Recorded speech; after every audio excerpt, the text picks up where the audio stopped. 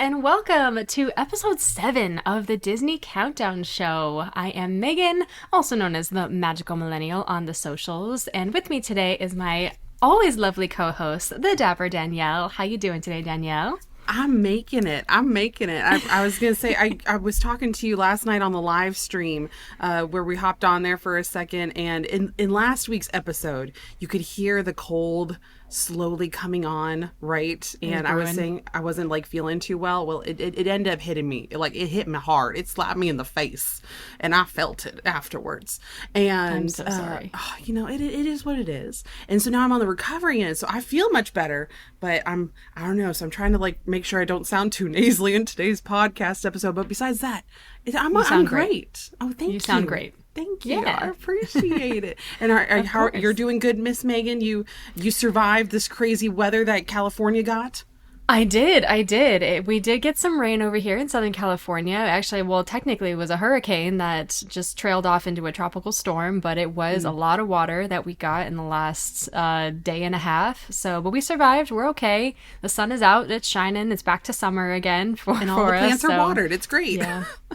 And we got some water, so can't complain. We kind of needed it, but doing well. Yeah. And I posted a little thing about it on TikTok because I was not planning on going to the parks at all. I was like, I knew some people were. They had their reservations and they had to go. They had their vacations, but I was like, you know what? No, I'm gonna be responsible. I'm not gonna do it. And as the Disney adult that I am and living 20 minutes away, I had to check the wait times. And for a good couple hours, every single ride was 5 minutes. And I had never, ever seen Indiana Jones, Space Mountain. I have never seen that. I mean, at least not in years. So people still went and they did it. How short the wait times were, it would have taken you forever to get to the park, though, even if you were able to make a reservation last minute. So I think you did the smart thing and didn't end up going. That is true. Yes, I believe that I did the right thing. I got a lot of stuff done at home.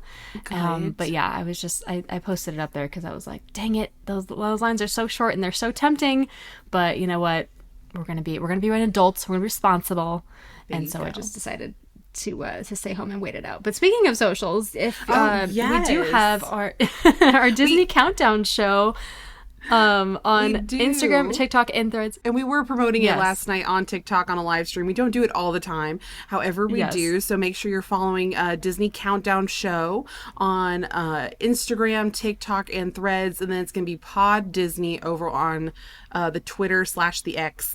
And and then also for our personal social media accounts and whatnot, because that's where we did the live stream at last night. That's going to be the Dapper Danielle for me and the Magical Millennial _ for Miss Megan. And nailed it. Now also I've been talking about this live stream, but we're also planning on doing a private live stream here in the not so distant future for our Patreon family. And it's going to be a little more intimate, so that way you're not competing with a couple hundred people that are on the live stream on TikTok. So we are going to work on doing something a little more intimate, little gathering, virtual gathering with our Patreon family. And so that's going to be in the not so distant future. So make sure you're signing up for that too to get more details. So yes. Yeah, I'm excited to have a little kind of private conversation with y'all and talk about some stuff that we wouldn't normally talk about on the show.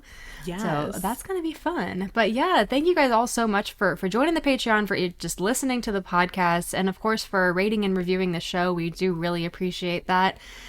We'd love to shout you out, and it's just, it's a fun way for people to discover the magic that we are creating on the Disney Countdown Show. Mm-hmm. So thank you guys. And we actually have a few reviews that I kind of wanted to while we're speaking on Patreon, we actually have 5 new, is it 5 or 4 new family members? We have 4. 5 new. Is that 5? 5 new Patreons? Yes. Yep. Oh, one's a double first name, and it threw me double off. Name. Yes. Okay. Well, we have Jason Zach, Jennifer, Leanne, and then we have Mr. John on there as well. And we just thank y'all so much for coming and joining our Patreon family, so that way we can, I don't know, I've been popping into like the private pages that we have, and I've just been like going through and just liking everybody's comments on stuff, and it's been fun just to go and see those more personal interactions and whatnot. It's been good. Oh, absolutely. Yes, and welcome to our new Patreons. Thank you so much for joining our fam. But yeah, I wanted to go through some of these reviews here, because I've been getting a lot more DMs, which I thank you guys so much for reaching out about the podcast. And, we've been getting a lot more reviews, which thank you for that so much. Obviously, we love the love.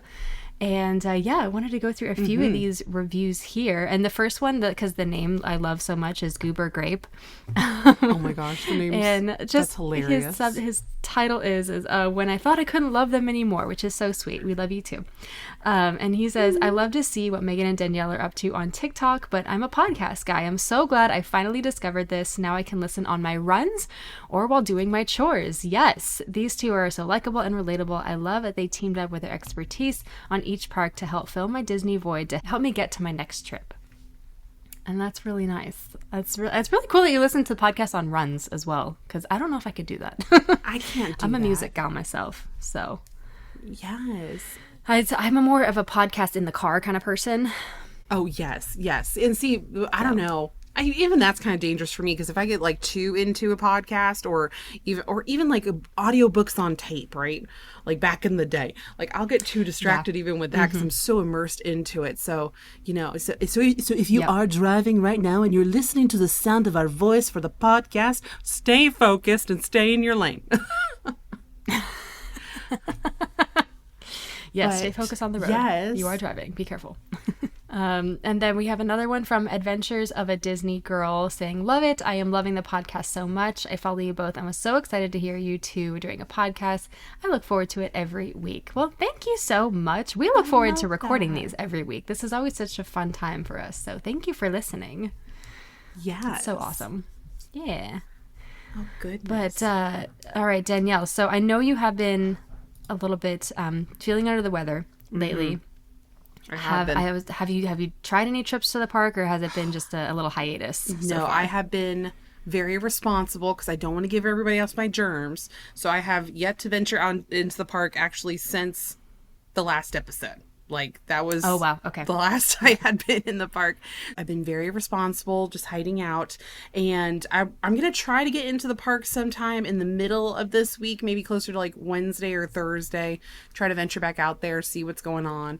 But besides that, I have been so focused on, because if you're laying in bed and you have nothing else to do, you do online shopping, right? So facts. Mm-hmm. I have been focusing on deciding what I'm going to do for the holiday season coming up. Not spooky season right now.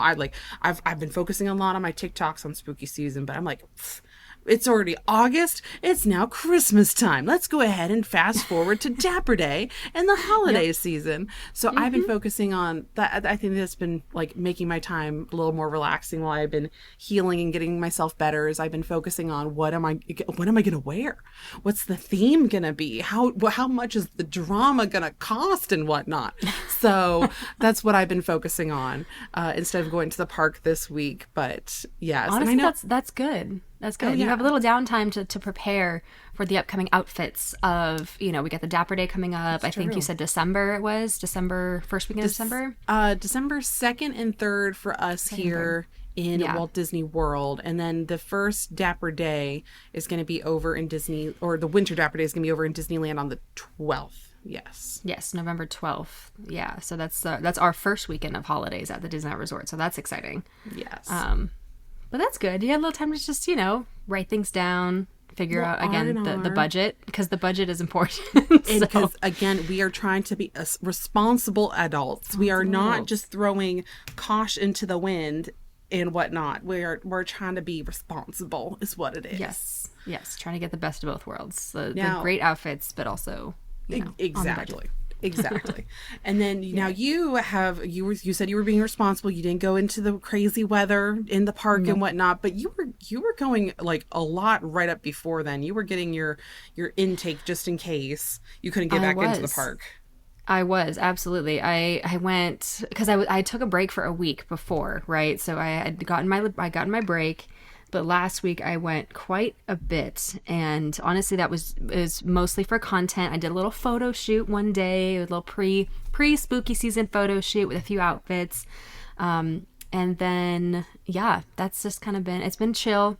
Just trying to get some content, trying to batch a little bit because it can be tiring going every single day to get to get content. So I'm trying to like get a good mix of making stuff at home versus the parks.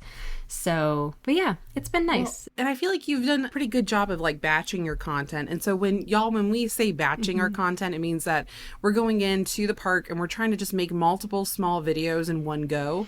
And then we save them in our drafts. And then that way we can post them either when we're home or maybe we're not in the park. And that way the algorithm is still liking us and whatnot. I was not smart and I did not batch anything before I got sick. And so I've been just at home and the algorithm's been like, are you dead? Are you not posting anything? And so that's where I made one video, and now it didn't do very well compared to some of my other videos, but it's like literally me in bed and in the darkness of my room, and you can barely see my face being highlighted because I was so sick. It's being highlighted by my iPad. And no, it was bad. But I had to make it and post it so that way the algorithm's like, oh, she gave us a video. I guess we'll forgive her. So when she does decide to come back and post more regularly, we won't completely cancel her out for it. So it's the funny things that we have to do to appease the algorithm gods, and it's ridiculous. It kind of is. It's like you really do, I guess, have to post consistently in like the same niche, yeah. You can't stray or anything. Like none of my videos from other theme parks ever do very well, which is fine. I still, have a good time and do what I can, but it's so funny. So yes, pleasing the algorithm gods is a part of the job, I guess. It's part of the part of the routine. It is. Yeah. Love the things that algorithm. People are like, oh, like it's not a everyday struggle for everyone else, but I don't know. It's just something we got to think about because that's like part of our jobs, as I use air quotes that the podcast fam can't see. Oh, but you know what? I will say now that we are on the YouTubes. Oh, so for those that don't know, our episodes are also being posted to YouTube over on, if you search Countdown Show. So we're on the same channel as like our Christmas Countdown fam, and then there's a whole little section and playlist dedicated just to the Disney Countdown Show, and those episodes are being posted on Friday. However, the podcast version's going live on Monday. So I was Dapper Dad. He has decided that he is not a podcast guy. He is definitely a video guy. He loves listening and watching a podcast, but he has to have a visual element. And so now, hi, Daddy, I'm now waving at the camera so that way I'm acknowledging you and whatnot because I know you'll be watching this later.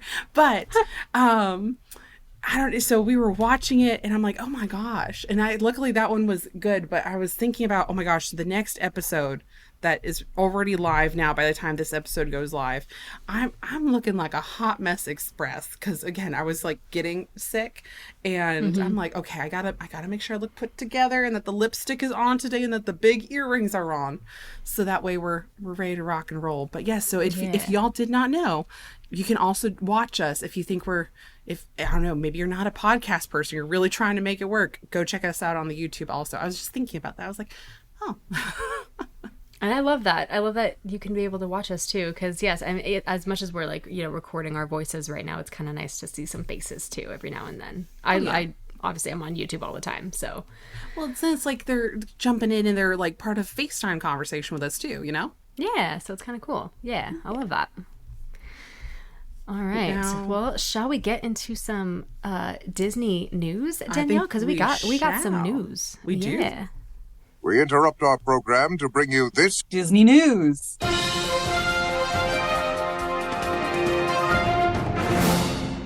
In our first breaking story for the day, I don't know if you actually knew this, Megan, but there is going to be a Disney Junior show, and it's animated Little Mermaid, but styled as in the live action version of The Little Mermaid. I don't know if you've seen this.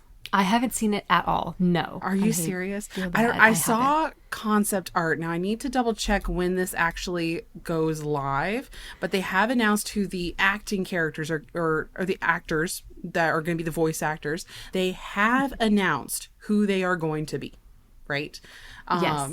So backstory to all of this. I tried to stay on top of what's happening in Disney Junior because the younger kids that come to Disney World, a lot of them do watch over their parents' shoulder of my content, right? So because we make very family friendly stuff, so the parents usually watch, and then sometimes, like, depending on what it is, they'll show their kids. So a lot of them know who the Dapper Danielle is and whatnot. And if they're carrying characters, or like they have a certain character on their shirt, I want to know who that character is, so that way I can go up to them and be like, oh my goodness, yes, I love Doc McStuffins, or like all these other characters. So I try to stay up to date on what's happening in Disney Junior world, right? Yep. But so in the Disney Junior world, let me get back to this again. There is going to be a Little Mermaid little story going on, and it is designed in the style of a live action Little Mermaid. And how would you pronounce her name?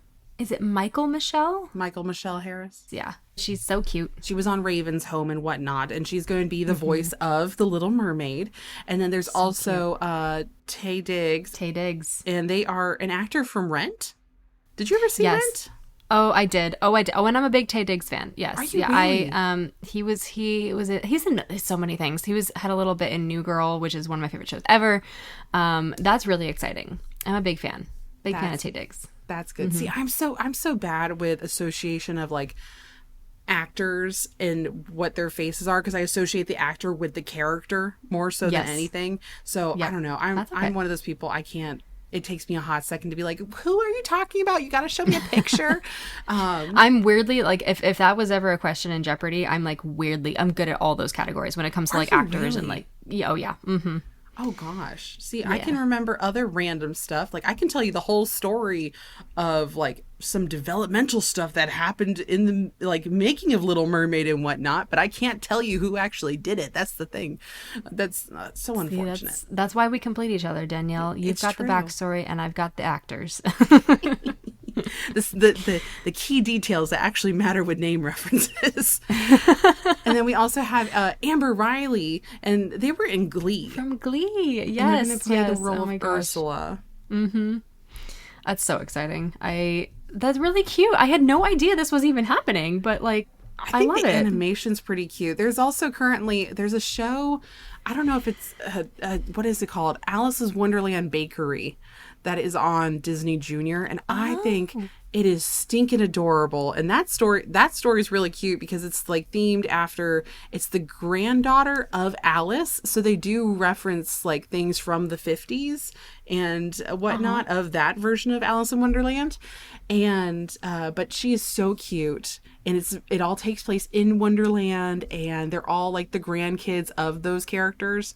So cute. That is adorable. Oh my gosh. So I wonder if this will take a similar spin to what Alice's Wonderland Bakery is. Yeah, maybe. It looks adorable. It does. And I got to tune in to see some of it. Oh my gosh. I honestly have never watched Disney Junior, but I have a sister who's quite a bit younger than me. She's 13 years younger. So I watched it way back in the day when Mickey Mouse Clubhouse was and I know it's still kind of like the thing, but it was definitely the thing back then. They're also getting a revamp. Yes, 2.0, which is a working title, apparently. Supposedly. Mickey Mouse Clubhouse 2.0. Yeah. Yeah, they're getting stuff worked on. I don't know. This is the next generation of like Disney kids coming in. So you have heard and seen of Bluey though, right? Yes, and Bluey's the cutest thing ever. Yes. Okay, as long as you've seen Bluey. I mean, it's not like Disney, it's not like specifically Disney Animation Studio and whatnot, but as long as you know who that is, then I think we're going to be in the good graces of the Disney families that are listening to our podcast. Yes. Okay, good. Okay, yes. No, I know who Bluey is, and I know that it's very popular and very cute. Love the quotes from that show. So yes. Yes. He's adorable.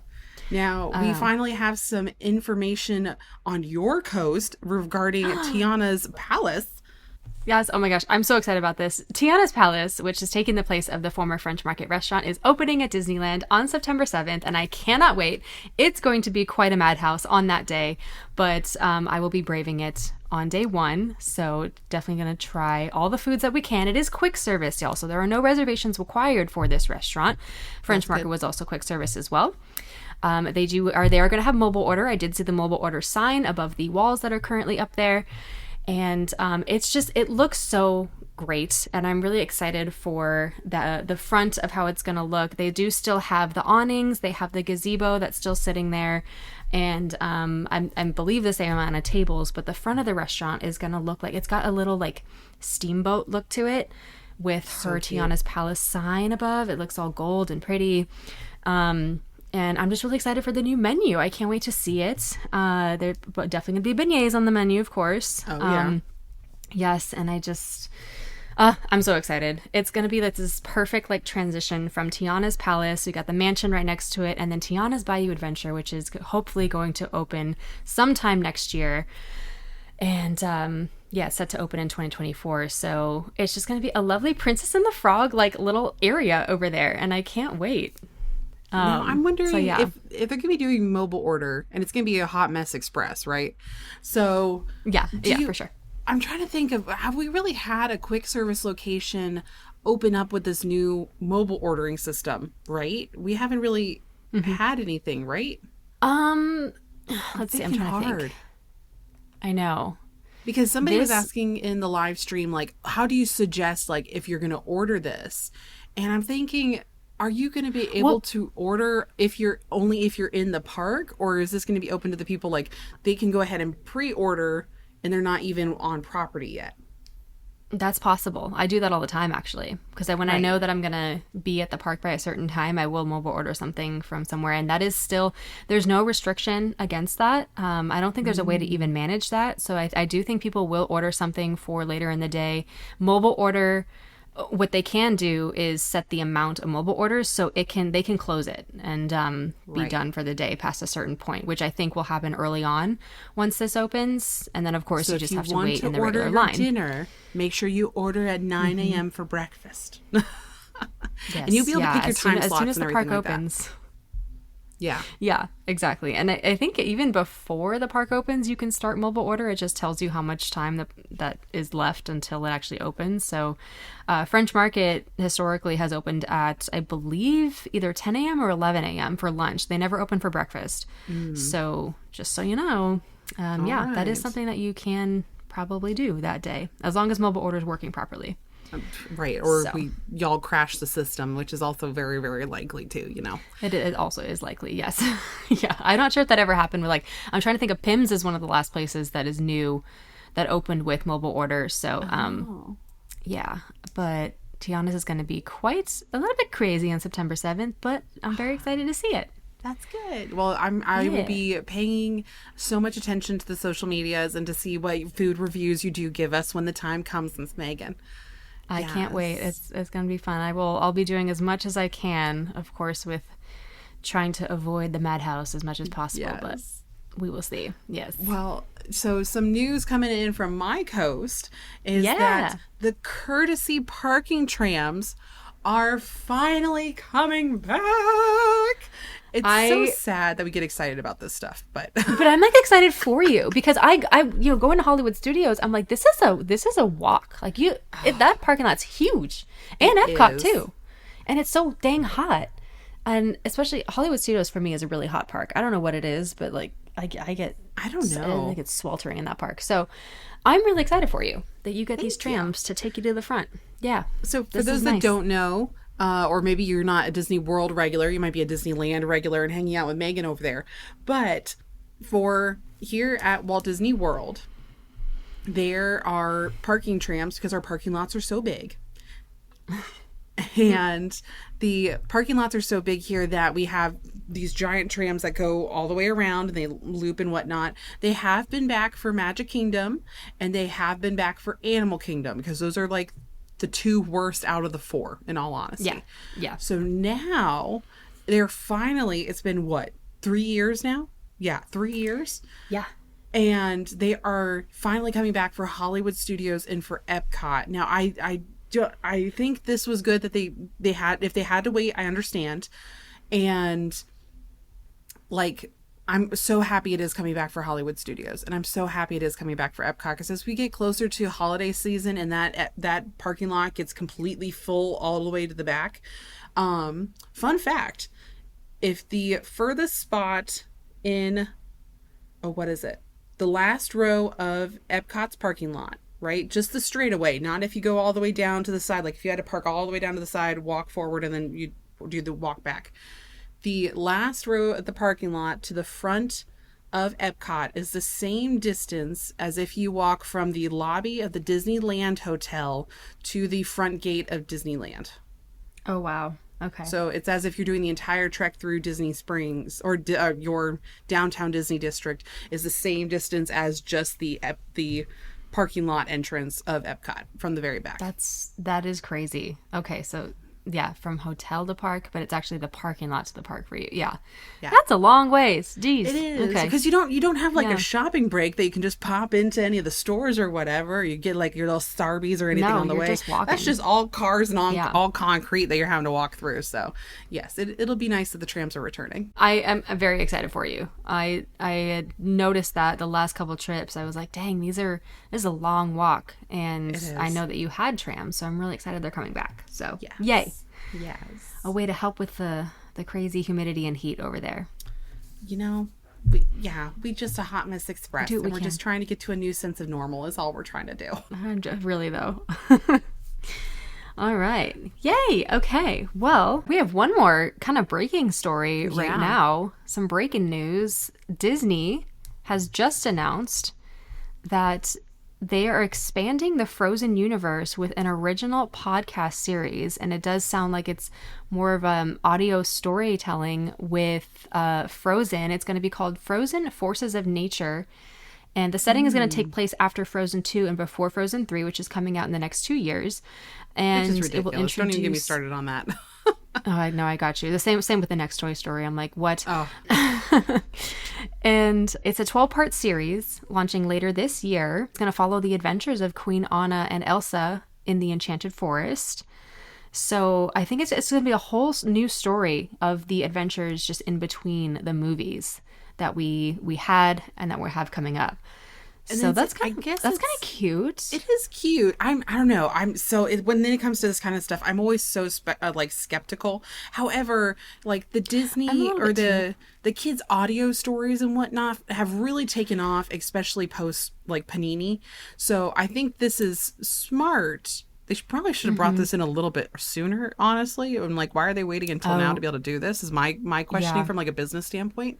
But I mean, I don't know what's going on over there, But I don't know. So like, it's going to introduce new characters.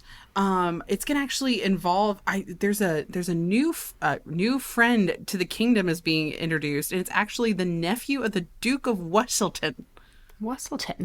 Weaseltown. No, Weselton. Yes. And so I'll be interested to see so they're tying in, they're all brand new characters, but they're associating with other story points in the first two movies. And then I think they're just trying to lead into more story building for the third movie. I don't know. So I'll be interested to see what happens. And do we have a release date of when any of this is supposed to be coming out here soon? I think there's no date yet. No, they just announced that this is happening later this year. And it doesn't even really say if the actual original actors are coming back to lend their voices to this either. So this could be just totally different voice actors. Yeah, they definitely could be. Yes. It's supposed to be narrated by ABC News chief meteorologist Ginger Z. I know who Ginger is. That's kind of cool. And okay. And I'm also kind of wondering, is this going to be necessary to listen to is it going to be filling in some gaps between Frozen 2 and Frozen 3? That also raises some questions. Like, do we have to listen to this to understand might be happening in Frozen 3? I don't know. I don't know. More details as this develops. I'm not... but it's happening. It's happening later this year. All so right. Frozen podcast come in, and your kids might want to listen to it, so just be aware of that. I mean, but we do appreciate that you stop and stay and listen to us too also. And then go check them out too. I think we're pretty cool. I think you they're should hang copying out us and listen now. to us also. Yeah. I think Disney was like, gosh, Megan and Danielle are doing such a great podcast. Maybe we should come up with something too. Maybe then they they just said think Frozen. of us as Anna and Yeah. Elsa, and they were inspired to listen. Like, oh, maybe we should also Yes. do a podcast because these two right here. I mean, one of them. You got the red hair. I got the well, blonde hair. I got the strawberry You blonde. got the strawberry it's in blonde. there. Strawberry blonde. There's a little bit of red. Yes. Well, especially when I'm wearing the red, the actual red shirt, it reflects and whatnot. And everybody, I'm always fun. That is actually one of the number one comments is that depending on my videos and like if I put a filter over top of it because the lighting's just awful in whatever room I'm filming, it will turn my hair red. And so everybody thinks I'm a redhead, and then they meet me in person. They're like, "Oh, you don't have red hair at all," and I'm like, "No, I don't." No. Oh, and the other common misconception, which actually this just happened right before I got sick. This, I don't know, Megan, you might think this is funny, but I'm ready. there is a large misconception of people thinking I'm like mouse height, like 5 foot. Really? Yeah. And it usually is with other random, I don't know who it is, but it's like random other people that maybe they don't see my videos as regularly or pictures of me on Instagram standing next to other people. But I was talking with somebody and the boyfriend was looking at me while I was talking to the girlfriend, and the boyfriend stops and he looks at me and he's like, I was like, how are you doing? And he's like, you're way taller than I expected. And I was like, thank you. Thanks. I know. And I was just like, about the height. and he's like, yeah. no, I mean that in the best way possible. But I thought you were really short for some reason. I'm like, well, to be fair, there are a lot of really short, like social media people. Like that's kind of the norm. That's true. Right. And then I'm like, I think I'm average height. To answer the question, y'all, I'm 5'6", okay? And then when I wear my Tevas, it adds an extra inch on the bottom of me, so I'm like around the 5'7" mark, okay? So she's actually quite tall. I am quite tall, so I'm going to put it on the record of the podcast. Danielle is quite tall. My family doesn't agree with me. I met her. I'm actually the shortest in my family, but it's so funny that my old coworkers and stuff, I was the tallest one in the store, and they were all up to my shoulders. Anyway, that's the actual breaking Disney news, is that Danielle is actually taller than you expect. That's so funny. I mean, it's the same with, actors and stuff and how the camera doesn't really capture the height or how the camera can make people look taller. It's the same with social media and with your little phone screen. You don't really realize how tall the person is until they're like next to something and you can really see the difference and kind of gauge how tall they are. Because I get that all the time. I'm like, oh, you're taller than I thought you'd be. And I'm like, and I same response. I'm like, thank you. I mean, I am only like a couple inches tall on your phone anyway, so, but yes. Yeah. Oh, it's so funny. But that happened just right before I got sick, and I randomly popped up while I was another one of my weird feverish states of just laying there in my bed and be like, I am tall. Oh gosh. Oh man, that's too funny. That was my last break of breaking Disney news, is just letting the internet and the podcast fam know. I love it. All right. Well, I love that we have all that news today. And then shall we get into our game, Danielle? I think Chris is going to bring back the 1-star reviews again for us. I'm so okay. I'm ready. I'm getting into the mindset. Yes, we can do this. We got this because I guess we haven't even we've gotten this far into the podcast and we haven't even told the family. Like you can probably tell from the title that's being posted right now. But y'all, we're counting down Disneyland attractions in this episode. So we're going to be counting down what our top 10 are, and in this episode we're going to be covering our 10 through 6. So our 1-star reviews are going to focus around Disneyland attractions, just like how they did in Disney World. And the home park. Mm-hmm. I'm very nervous about this because of how poorly the last version of this game went and how I was mocked online. I mean, I was mocked also for the last episode with a freaking cicada, but this will be good too. I'm okay. Bring it, Chris. That's all I'm saying. Bring it.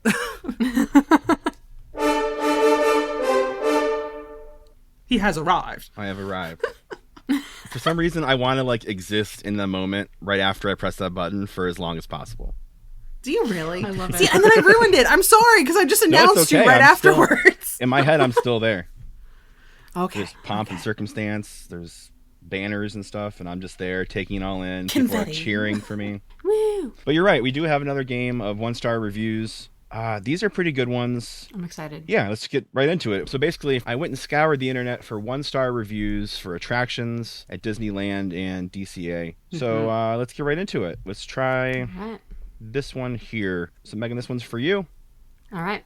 And the first 1-star review is, honestly, this is an inferior version of Test Track over at Epcot.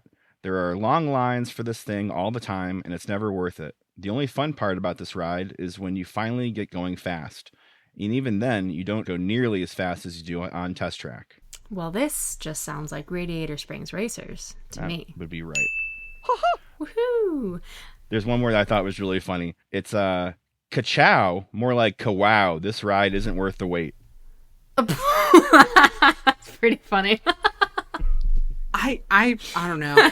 No. Wow. Radiator Springs is amazing, and it will show up at some point in our countdown. I think for either, I know it will show up for me. I don't know if it'll show up for Megan, but it is. Megan says yes, but I don't know. It's the combination of it being a dark ride, but also like Test Track, A fast ride, right? Yes. And so every person I talk to, and I have mixed feelings about it because I also love Test Track. That was in my top 10 for Walt Disney World attractions. But everyone I talk to is like Racers is better, and I think it's the theming for sure.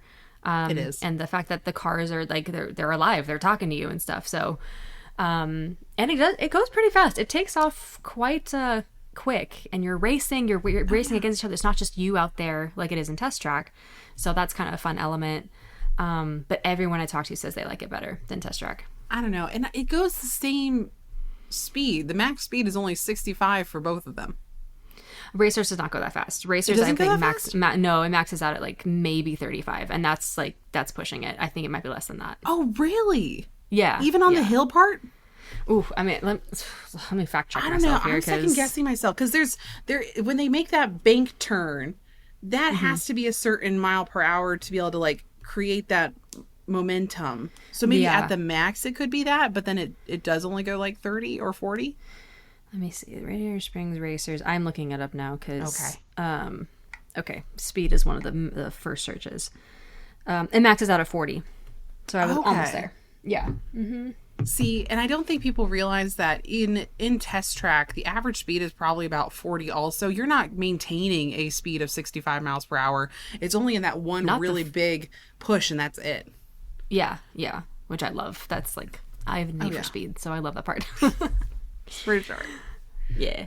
All right, we're ready for the next one, Chris. Yeah. Here's the next one. I should mention I'm not correcting any of the errors in these because I feel like it's important for people to have their poor grammar shining in these. So. Yes. Oh yes, that makes half of it. So yes, continue. Yeah, for sure. The line theme is amazing still. I remember when it opened, and the queue itself is still awesome. The ride theme is awesome too, but the long lines aren't worth it. Not to mention, I actually wear earplugs on that ride because of how loud it is. Finally, that ride really hurts my back due to unnecessary and exaggerated whipping around in there. So I avoid this ride anymore. I know it. I mean, I would assume it's Space Mountain, right? Nope. Because I'm thinking of like the queues of the outside ride of the other rides because I'm like, I think Space Mountain is probably one of the better ones. But what other ride whips you around like that? Do you have another one for us? Let me read you the review. It's really fast. That was a 1-star review. That was it? It's one of two things for me, and I'm getting into the mindset of myself right now because I'm going to say Mickey and Minnie's Runaway Railway. That would be wrong. What's wrong? Okay, never mind. I'm just completely wrong. So here we go to Danielle. Some of these are so ridiculous. Okay, I'll do this one. The only attraction at Disney that I did not get on. When I went to train, the game staff told me that it was closed, and without giving you another explanation, they told me to go to another attraction, and the truth is, I didn't want to go back, but I would have loved to get on it. Oh, I know it. Now I'm second guessing myself. I was going to say, like, Indiana Jones. That's it. Because it's one of the best queue lines I like that's one of the That's top true. attractions Inside. for me. But I was thinking of like, okay, whips you around, and I was like, okay, it does. I mean, it does get like you get a little jerky at some point with it. So I was thinking, okay, it has to be Indiana Jones. Oh, I got that one. That's pretty good. That's pretty good. I had honestly was not really thinking that. So, yeah. Well, it was either that This game or I was continues like, to be hard for Megan. well, again, because we're thinking it from like over analyzing standpoint Way instead of just somebody overanalyzing. that's like stuck in line or like the ride just Right. went down. And I would see how, because I guess the joke is that what Indiana Jones keeps going down all the time. Yes. Yeah, it's always broken. Yeah. So then I could see where there's a lot of 1-star reviews for it because there's a lot of people that never get the chance to go on it because it is broken. So That's true. Yeah. Yeah. Nice job. Well done. thank you. So here's the next one. It is Megan's turn now? Yes. Right, great. Okay, here's your first 1-star review. I have never been there before. That was it? That's it. I've never been there before. I've never been there before. To Disney World? to- Disneyland? They didn't specify. to space, to a country. I've never been there before. Someone took the time to write a review, and that's the only information they had all was they I've said. never been there before. And gave a 1-star review because they've never Yeah. been there. That is I have opinions and they are wrong. Well, I'm gonna go with, I guess, my obvious answer to me because there's multiple places. Soarin' around the world. That would be wrong. Okay. Gotta give us another one, Chris. Yes, that one was not a great clue. Here we go. Here's the next one. It's a good background for photos, but rather boring inside. Background for photos. Which rides the most like none of them are necessarily like, oh hey, stop and take a selfie in the middle of the attraction. Yeah, none of our cues are. I will give you a general hint, though. This may not be a ride. It could just be an attraction of a different type. Oh, like a show. Okay. The Disneyland Railroad. Oh, it's wrong. I take a lot of photos on the in the train station. That's why. I'm so confused. Okay. This one might be a good one. Okay. We walked through the narrow passage once and did not find it to be much entertaining. It looks great from outside, though, especially at night. Great for photo. Narrow passage. As there's just a lot of cricket noise being heard over the podcast radio waves. Cicada noises being heard. Cicada noises. Great for photos. Oh my god, now I'm stuck between two of them. Okay, I'd never been there before. And then it was great for photos, and then narrow passage. Oh no, now I'm stuck between two. Oh my god. Okay. So it has to be one of the older attractions where the queue lines are really thin because they were designed for the skinnier people back in the 50s. So it has to be a Fantasyland attraction, right? Chris is like, maybe. I will say, if it helps at all, it's not a queue. Oh, it's not a queue. Wait, so it's not a queue, but does the attraction have a queue? I feel like I'm only making it more difficult, so maybe I shouldn't say anything else. Okay. What's your guess, though, Megan? Just shout out a guess. Oh my god. I've never been there before. The outside's really cool, especially at night. Oh my god. I'm gonna be bummed if I miss it. Okay. Space Mountain. No! I feel like this might be another situation where people are screaming at their speakers and listening devices with the right answer. Do you think so? I think so. I'm going to give you this one. Okay. It's probably my second choice that I did not say. Here it is. A little bit of a letdown because we have been to the Magic Kingdom before. Sorry. Are they trashing ours? I believe so. And so they're talking about the Sleeping Beauty passageway inside the castle. That's right. That's pretty good, Danielle. That was Sleeping really Beauty's good. Castle. So they're talking. So they're talking about the walking attraction inside and it being narrow, which it is. It is narrow. Interesting. I did is not narrow. think of that. How dare they give a 1-star review because they hadn't even seen the castle before? Oh no, they are wrong. I did not think of that. I guess that is. Oh. Oh, I don't know. I am shooketh by this trashing our Sleeping Beauty response. I am aghast. Yes. That's just all people. If they've been in Magic Kingdom, they just trash our castle. So this is the mid-game review where I tell everyone that they need to make sure that they go ahead and rate positively on things that you enjoy, because there are people like this rating negatively on things that they don't know what they're talking about. So Yeah, help us out. Right. help everybody out. If there's a Help movie everyone theater in your out. neighborhood that you like, go ahead and give them a 5-star review. Because I Yeah. guarantee someone put in the reviews there was too much popcorn in the bucket or something like that. Too salty. Yeah. Too salty. Anyway, let's move on to the next one. This is for Danielle. Danielle. Great. I can't believe these. He's already giggling. All right, here's the first one. Boring. Awkward with the people next to us. I got wet and wasn't aware. Passed out 3 times. I have scoliosis. They catfished. Very disappointed. Oh my God. So there's a lot going on in that one. You know, that review just got progressively more aggressive as it went on, of like, there's so many things, like a lot of it's not the ride's fault that you have scoliosis. I'm just saying, like, it's not, the ride No. can't do anything for you, and it's your choice whether or not to go on it. But you're sitting next to other people. Okay, is it the rapid ride? What is it called? Grizzly River Run. Grizzly River Run? That would be correct. Nice. Because, I mean, yes, it can be awkward being next to other people as you are all getting drenched simultaneously together. And, I mean, yeah, no, I don't, choices. Yeah. That review was a hot mess. I could see why you're giggling beforehand, just because you're like, this progressively gets worse. I love that you're kind of just like all freaking out and like suffering together. I think it brings you closer to strangers. It's great. It does. It's trauma bonding is what it is. It is trauma bonding.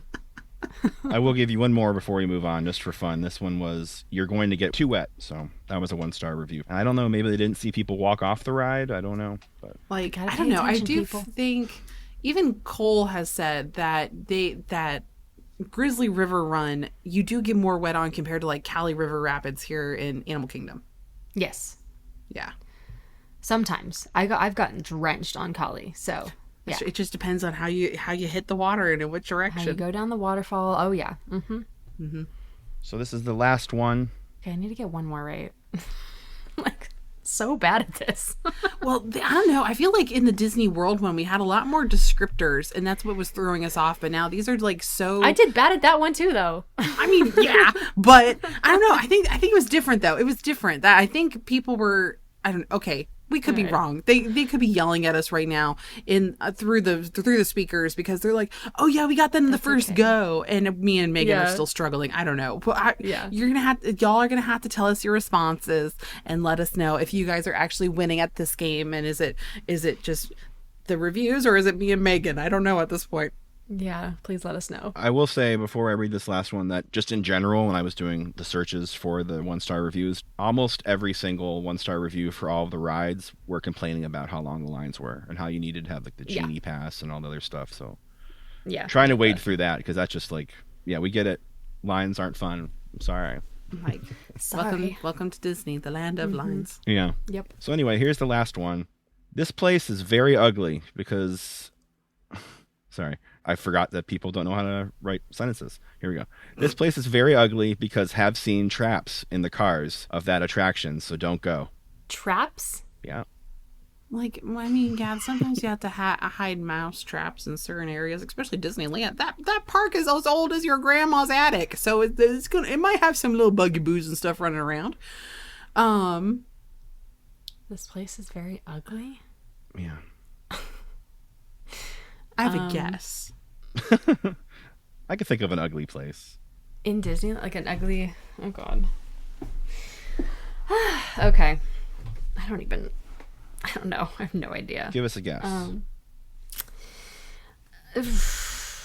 Which attraction might have the largest infestation?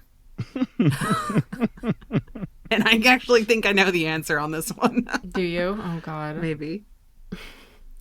Jungle Cruise. I don't know. I And that would be wrong. Ah, that was my guess, actually. So sorry. Oh, it was? Oh. Yeah, because that's, I don't know, for us here in Disney World, the water rats over there are the most intense. So like they have little traps hidden all over in the queue line area, especially like near the dock and stuff. So I was like, oh, that makes sense, because they would also have the water rats and stuff like that over there in Disneyland, but I guess I was wrong. All right, what's the next review? The next one is made my 5-year-old scream murder. It was terrifying, scary, loud, and like a bad acid trip. I cannot understand how Disney ever thought this ride was a good idea. Mr. Toad's Wild Ride. That's wrong too. What? That's wrong. Sorry. Giving me the double buzzer because I'm so confident in that answer, and just be like, yeah, no, you're wrong. Super wrong. Ugh. So this ride is either broken down or the spin function doesn't work. The story is hard to follow. The sound is too quiet. Not worth it. I got it. The spin function on... Well, it's The not only Teacups. ride that's loony. That's not what we're talking about. Can't be. The looniest ride. The looniest? That spins? Oh! Is it Roger Rabbit's cartoon spin? It is. Hey! Woo! She got one! I don't know. I guess maybe there is an infestation problem over there. I got so focused on that. Okay. And that's it. It is broken down a lot, actually. Yeah. It is. And I don't know. And I it feel is like kind of an acid trip. it is an acid trip. It is hard to follow the story. And I mean, it's weird. It is a weird attraction. And I weirdly love it in the same time because of it, though. And I think I've only ridden it once here. It was closed for the refurbishment last time I was in Disneyland. So I would be intrigued to go on it again. But I don't know. That was a hard one. That was tough. Yeah. Oh, well, this game is tough, but I love it. I love it makes you really try to think. Yes. And they're going to have to tell us in the comments if they agree with us or not, Or if they got it way before we did. Because we know they did. Screaming They're through your so speakers. smart. Well, and, you know what? Now that we are done with our game, and I'm feeling salty and disheartened by how we did not get these all, and I'm questioning some people's life choices. Why don't we go ahead and jump into our countdown of what are 10 through 6 Disneyland. Now, when we say Disneyland attractions, we also mean Disneyland and Disney California Adventure. So just like how we did with the Disney World episode, we included all 4 parks. We're including both parks over on the California coast and whatnot. So this is going to be for both sides represented. Now, Megan, I did have to look up my Disney experience for this one also to make sure that I had all the attractions listed. And I thought this one was actually almost harder than the Disney World one. I would agree with you. Yeah. And I could definitely say that for you, right? That, because obviously this is your visiting park. This is the one that you come and visit. Right. And we do have quite a lot of attractions, at least rides for sure. So it's tough to choose from. It was tough for me because I feel bad. I had to exclude some that are really near and dear to my heart. Because it's definitely more than 10. So this was tough. Again, join the Patreon if you want to hear what 11 through 15 is, because there are a few on there that are not going to make this list, and you're going to be like, what, Megan, that's crazy. There will be a lot of honorable mentions. A lot of honorable mentions, yeah. So, yeah, this was tough. Tougher than I thought. But well, I'm ready to get ready. Do you want to start us off? Do you want me to start us off? I'll go ahead and start us off. Go for it, Miss Megan. The home park, so why not? Yes, represent. All right, so my number 10, and this is a ride that I talk about quite a lot in my videos, and y'all are going to be like, oh yeah, it is Mater's Junkyard Jamboree in Cars Land in California Adventure. I Cannot talk about this ride enough. I think it's so cute. I know it seems like a little kiddie ride, but it really does kind of just like whip you around and make you laugh. And it's so fun to ride with a friend because you're like slamming into each other as that car just whips right around. I love Larry the Cable Guy, aka the voice of Mater, speaking in Spanish. I think that's one of the funniest things ever. One of the best. Because he's trying to do the safety spiel both in English and Spanish. And I also love it during Halloween when they play the Halloween music. They also do holiday music too. He sings holiday songs on that ride. So I'm just a big fan of it. I haven't experienced the holiday version. Oh it's no, so I gotta cute. go. I mean, it's just you gotta come over. I know you gotta come over. They decorate it, and they do the little different songs for the holidays. Yes, I'm obsessed. So that's really fun. And the line's never usually that long. It moves pretty quickly. It's on average maybe 20 minutes. That's like max too. So I also enjoy that. It's kind of like the go-to ride if Racers is closed or like you're waiting for a Guardians Lightning Lane or something like that. Well, and it's right there on like the edge of the walkway too. So even if you're walking from one point to the other point and you're like, okay, I don't want to go all the way into a land, but there's an attraction there. Let's go ahead and hop onto it. That is a good like point ride, And easily accessible. Exactly. Yes. Very easily accessible. And yes, oh my gosh, now I got to add that to my list. That's almost a selling point for me because of how much I enjoy this attraction of because here in Disney World, we have Alien Swirling Saucers, which is basically the same ride mechanics. Yes. And, we also have like a slight holiday Christmas overlay where they play like the Christmassy techno-y music and whatnot. But I don't know, hearing Larry the Cable Guy sing Christmas songs. How funny sold. is that? I'm right? sold. That's amazing. Yeah, it's pretty great. But what is your number 10, Danielle? I'm so excited to hear your list. So, I don't know. I made a list because, of course, when we talk about Disney attractions can be anywhere from a fast-moving ride. It can be a show. It can be whatever. Now, I think one of my top Disney attractions in the number 10 slot is actually Disneyland's Railroad. Oh, yay. Okay. Love that. I don't know. I feel like I was really reflecting on like my past 2 trips to Disneyland and like what attractions really brought me joy. So just like, what is it? What brings you joy if it doesn't remove it kind of thing. So I was taking that same mental mindset with my list of like, okay, do I like the attractions just because, or does it actually genuinely bring me joy? And Railroad 100% does. And I love the diorama pieces of it. And you actually, I don't know, you have a very impressive sequence, the history behind it. I don't know. The vibes are there and they're immaculate. Yes. I really do love our railroad. That's something if I get to do that on a day, it's usually a great day. It's very relaxing. And I love the Grand Canyon part with the dinosaurs. Going through some attractions, like once Tiana's Bayou Adventure opens, you get to go through that. So it is really fun. Yay, that's so awesome. Yeah. Oh, I love that. Thank you. I don't think I've ever been on the Magic Kingdom's Railroad. Well, because it was closed for the longest time. It was. Yeah, but even as a kid, I don't think I ever went on it. So next time. Gotta do it. I try to go on it, and I mean, I'll do that a lot actually in my stories, is that you'll see me just do like a full loop around just like right when I come into the park. And our train does not run late in the evening like the Disneyland train does. Our train actually stops operation around like 5-6 o'clock ish, depending on the fireworks, because the train station actually goes where like is next to where the fireworks set off, so they had to be completely put away and locked up in their little like shelter area before the fireworks can go. Got it. Yes. I'm trying to think if our railroad definitely goes when the projections are going, but I don't know if it goes for the fireworks, because for our Toontown it'll go in front of Toontown, right? The fireworks are set off in the back. That's a good question. I got to figure that out.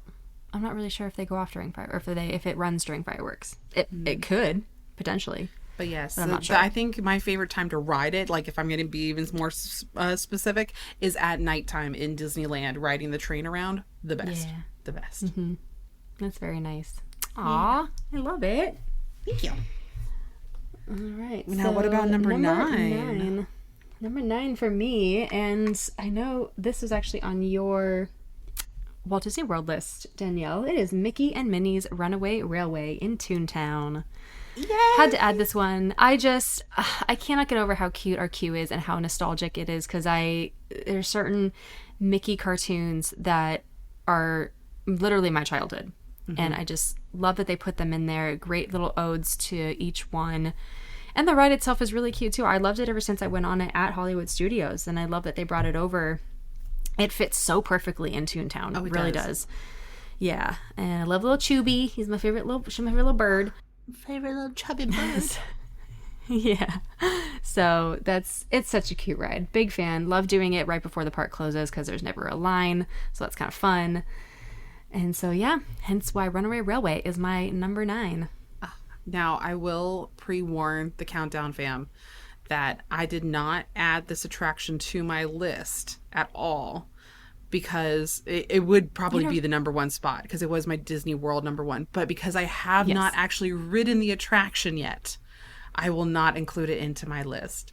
So I will save it for when I do eventually get out there to Disneyland, and my opinions will probably entirely change, and then the order of this list will be redone. But as of right now, since I have not ridden the attraction, it will not appear on this list. That is A-okay. It will once you are here and you get to go on it. And I can super overanalyze all the differences and details. Yes, exactly. Did you see the video of, I guess the audio did not work in the pre-show? Did you yes, see that I did. video? Yes, I saw Cole's video. Yes, and I think I'm the number 1 comment in that video of just me being like, I am so angry I missed it, because I could go in and recite the entire show, lyric for lyric and word for word, of the "Hiya, Goofy, a beautiful day for a picnic," and like all this other stuff. I was like, I had a chance to shine and I was not there and present for it. So, but it's fine. One day. One day. If it happened once, it can happen again. Yes, oh, for one sure. day. Oh my goodness. Well, for number 9 for me, I actually decided to go with a attraction for a show. Oh, okay. Now, actually, I'm wondering, you see, I just said that I'm not including Mickey and Minnie's Runaway Railway, right? Because I had not seen it. But I included, for number 9, World of Color. However, Yay, I have not seen the new World of Color show. Oh, that's okay. You can include the old World of Color. Okay, well, Yeah. I think the vibes of, no matter what the show is there, but the vibes of California Adventure Lagoon, I don't know, does the lagoon actually have a name? Oh gosh, does it? It does. It's just the water. We see all of our waterways here in Disney World, like you have Seven Seas Lagoon, and you have like all these other different things. So I just assume all the bodies of water have a name. But anyway, so I'm calling it the Pixar Lagoon, right? Sure. Yes. Yeah. Sounds great. That whole area lit up at night, and even after the show, and the water jets are going for a little bit, and the colors are still going. Yep. It's a vibe. It's immaculate. Such a vibe. And so Instagrammable, and you just want to stand there. And I have done that a lot of after the parks closed, and just standing there listening to the closing out music as everybody's funneling out. And I'm like, no, I just want to stand here and look how pretty she is. Yes. So that's why she made my number 9 spot. Oh, yes. I love that. Oh, World of Color is my absolute favorite show at the Disneyland Resort. I do love World of Color 1, and I'm so excited for you to see it soon, Danielle, and hopefully you get to see it before the holidays. I don't know if you come over here, I don't know if you will. But I would love to see the holiday version though, which I love too. Okay, great. Yes, so the holiday version, oh my god, I saw that like 25 times last year. I loved it. So which is good too, so that'd be awesome. Yes. But yeah, World of Color is amazing. I love it so much. It's so good. Yay. All right. Okay, so number 8, we're going back to the roots here. This is a little bit of an older attraction, and I had to put it in just because how much I love it, how much I love the history behind it. It is Pirates of the Caribbean. And I just, I've been going on it since I was a wee little baby.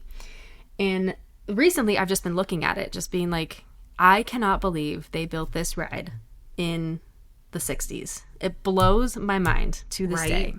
with all those animatronics and all the moving parts and the boats and the track itself. Like, I'm just like, wow, this is honestly fascinating. Just the way it even looks today, like how they all look. And obviously they've incorporated the movies over the years.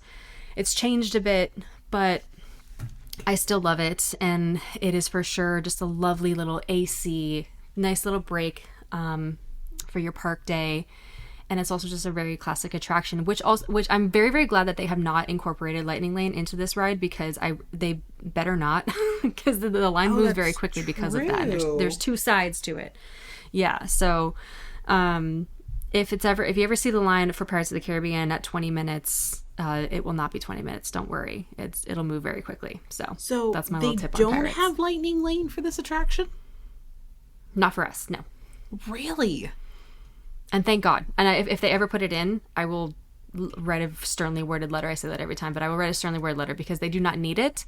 I think they tried in the mid 2010s. I think so. Some year I saw them putting up the little things.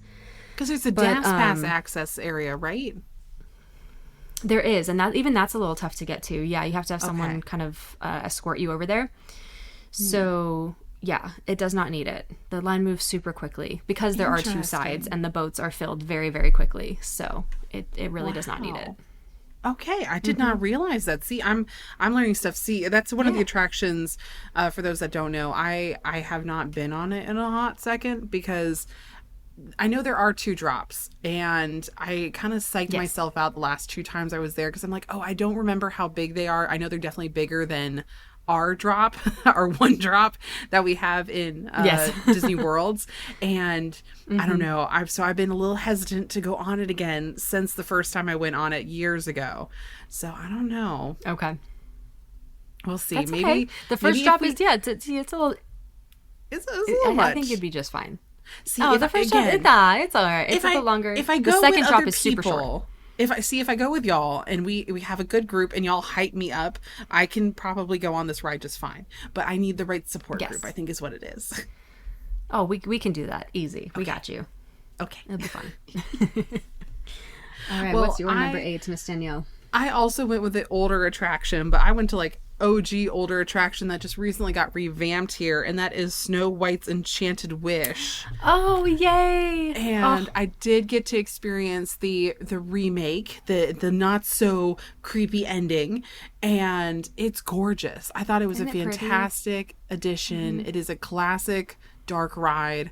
I loved it. So I had to include this into the top 10 somewhere, and that's where she's sitting nice and pretty right there in the middle of my number 8 spot. And I don't know, I think I'm kind of sad. It makes me think, oh my goodness, wouldn't this attraction be so cool to still have in Disney World? And if it got the not so scary update, right, and it being like this magical wish and whatnot. But I don't know, I think it's sitting pretty still over in Disneyland, and she's thriving over there. I don't know if we even brought her back over here to Disney World, if it would even be the same, or she would be as appreciated as much. I don't think so. Yeah, I don't know. I remember I did get to go on it before it left when I was 9. That was the first trip, and it was pretty scary. I was like, oh dang, yeah. But so was ours. Like we had the forest scene was pretty terrifying, and so yeah, I love that they redid it. Again, the new look is beautiful. They did a great job. And I'm so glad that it made your top 10. Thank you. That's awesome. Yeah. Alrighty. So number 7 we're on, yes? Yes.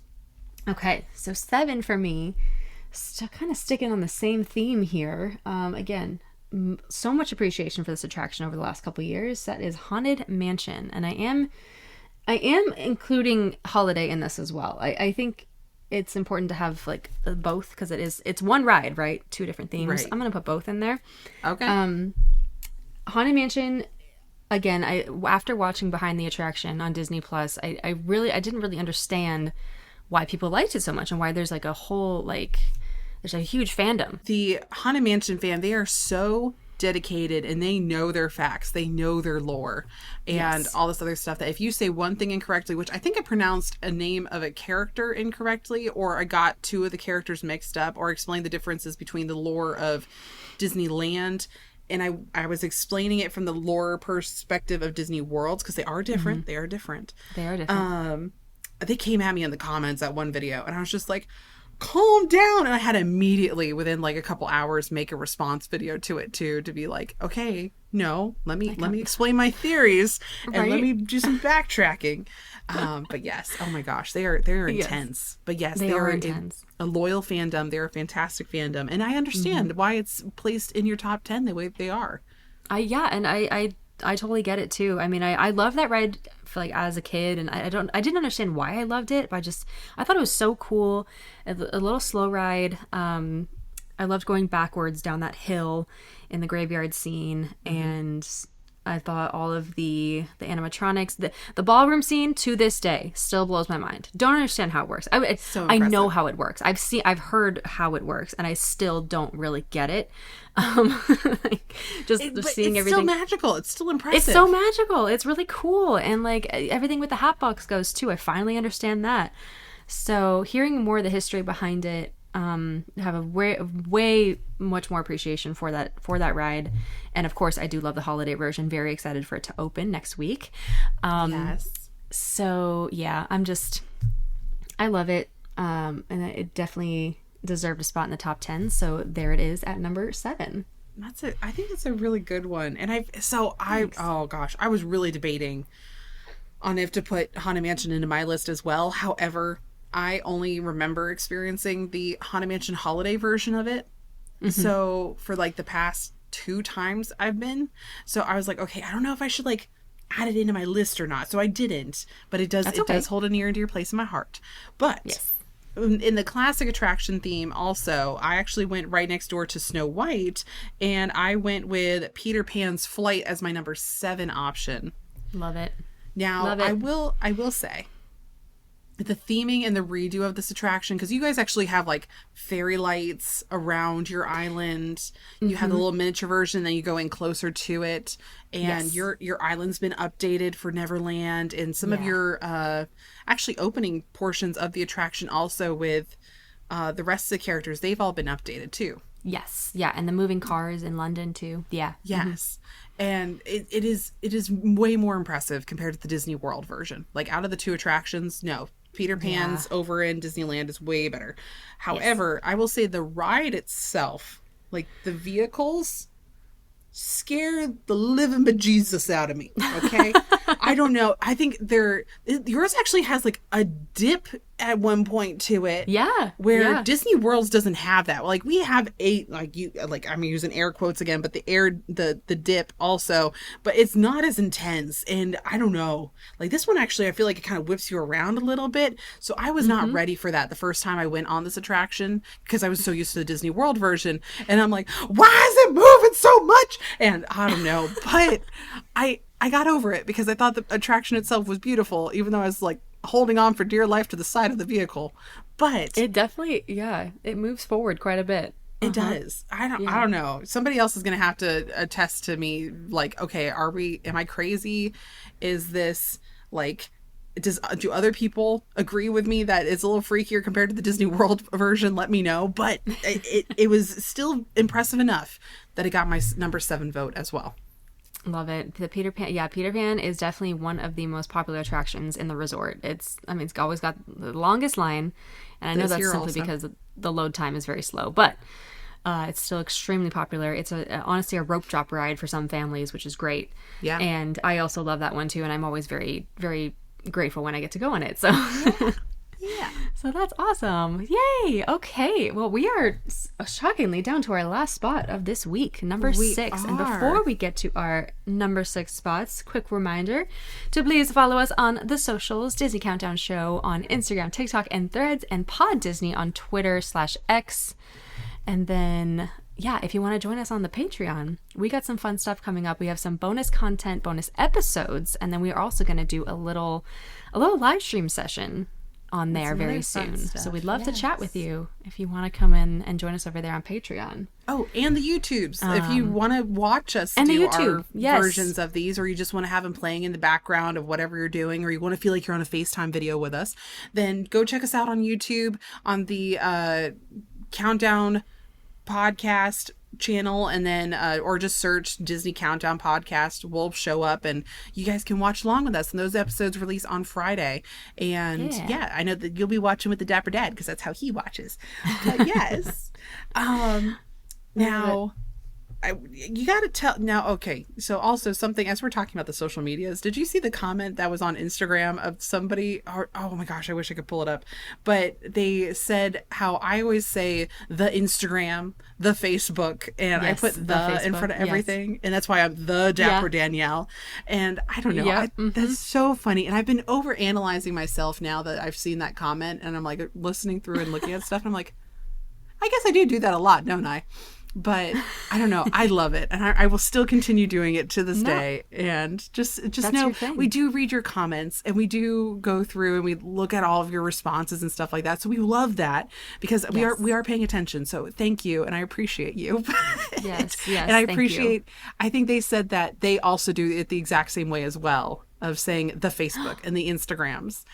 Oh, and that's cool. I was like, yay, I'm not the only one. You're not alone. Yes, I'm not alone. I'm not alone. Anyway, I digress. Yay. But number 6, Megan, leave us on a cliffhanger. And what is your number 6 for our Disneyland attractions?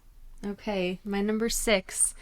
Gosh, I'm really staying on the left side of the park here. My number 6 is Indiana Jones and the Temple of the Forbidden Eye.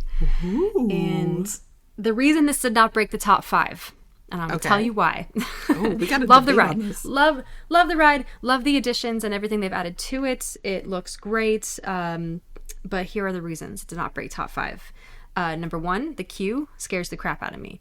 And I am so glad that they have decided, I don't know if this is official, but there's one specific room where the ceiling and these spikes are supposed to fall from the ceiling. They move a little bit downwards. Yeah. And it's a loud boom that happens when you move this like pole, and people love it. And I flipping hate it. I cannot tell you how much I hate, because I have this, I just don't like being scared by loud noises, and like in a dark corridor. It's one of the biggest. In a cramped space. I don't like it. Not a fan. And so when that happens, I don't know, because you don't know if it's going to work or not when people shake that pole.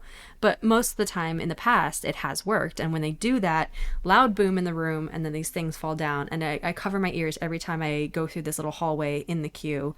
And I'm just not a fan. So I have to get through that to get to the ride, and I don't like it. And then number 2, as we know, Indiana Jones has a bit of technical difficulties quite often throughout the day. So when you catch it and it's open, it's a great thing. Mm-hmm. But unfortunately, that does happen once or twice, where it'll be down for some time.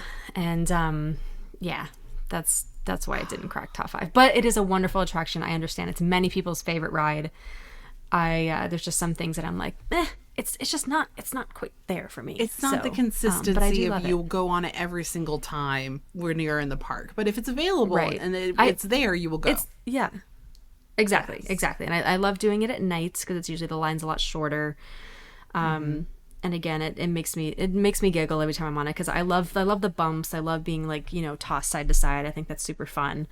Yes. And the end, I do love the end part when the little skeletons are like, they pretend they're throwing spears at you, but it's actually air. It's like bursts of air. Yes. Always makes me laugh, and I scream at that part every time because it's just like it goes right in your face. And you're like, what is this? I just love that. Like, ah! I love that. No, I agree with your choices. And thank you.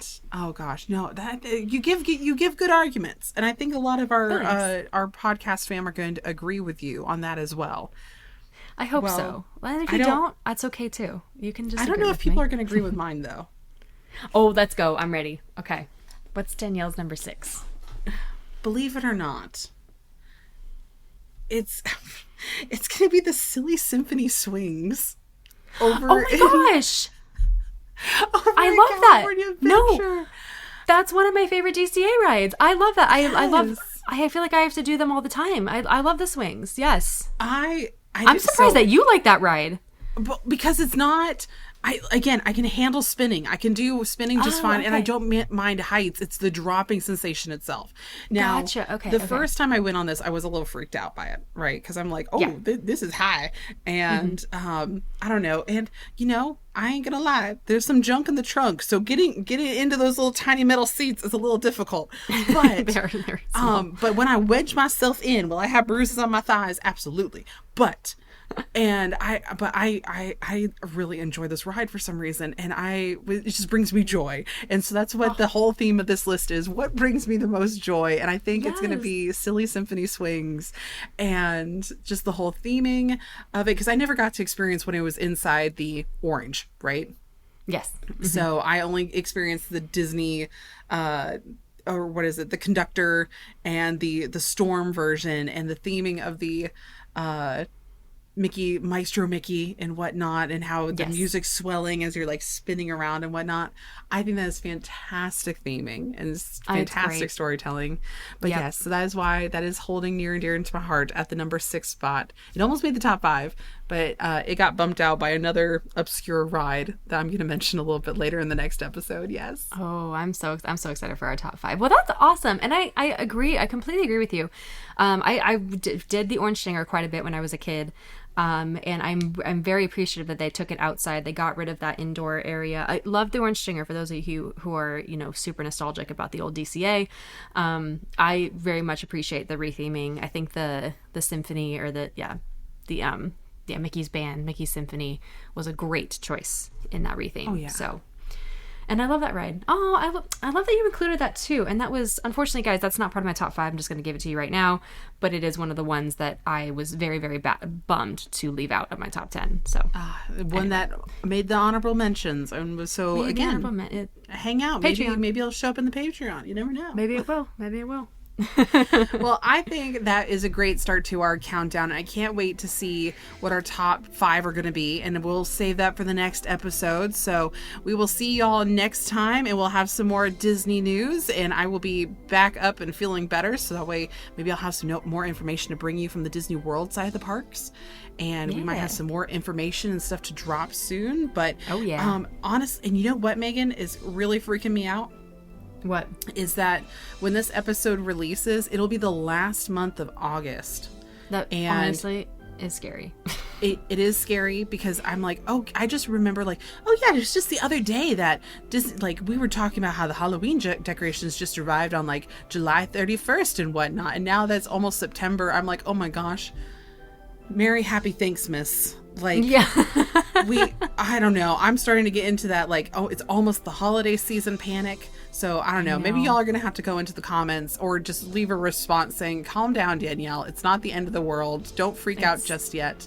It's going to be fine. Yes, I know. It'll be good. But the time has already flown, and we will be on episode 8 at that point. That is so crazy. Oh my gosh. So cray. Well, thanks for listening, y'all. And we cannot wait. Yeah, I'm so excited for next week. 1 through 5. Yes. Here we go. All right. Well, thanks y'all for listening. We appreciate it. And we'll see y'all next week. And until then, have a very magical day. And night, sleep tight, dream of churros tonight. I feel like I need to go Christmas shopping now, though. I'm not joking, Megan.